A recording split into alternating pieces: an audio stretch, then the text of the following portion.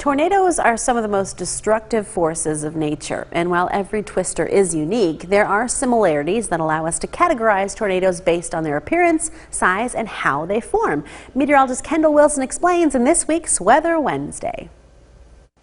Every tornado is unique in its intensity, size, and shape, but the National Weather Service states that there are 5 different types of tornadoes that you have the chance of encountering. First, we have a rope tornado. It's the smallest kind of tornado and has a ropey and curvy shape in their final minutes. Now, most tornadoes will start or end in this form, but the ones that may only last for a few minutes will maintain this appearance for their entire lifespan. Now, although these are the smallest types of tornadoes, they get more intense as they begin to narrow and tighten. Next, we have a cone. This is typically what you would picture when someone says the word tornado.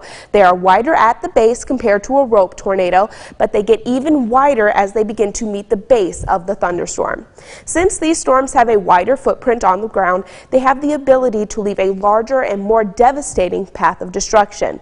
But they aren't as devastating as a wedge tornadic storm. The term wedge refers to a tornado that is as wide as it is on the ground as it is tall.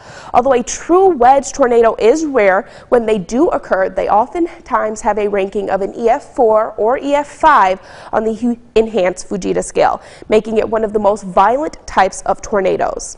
The next type of twister is a multi-vortex system. It's exactly what it sounds like, where we have 2 or more condensation funnels or debris clouds that are present at the same time. Now, these vortices will either rotate around a common center or they can rotate around one another. And finally, we have waterspouts. Now, despite the name, these systems are not filled with water, but they are rather a column of wind that rotates over a body of water. Now, there are 2 different types of waterspouts. We have a tornadic waterspout, which is associated with severe thunderstorms, rough waters, large hail, and lightning, while a fair weather waterspout, they are not associated with thunderstorms, but they still form on the surface of the water and they don't have the ability to move around very much.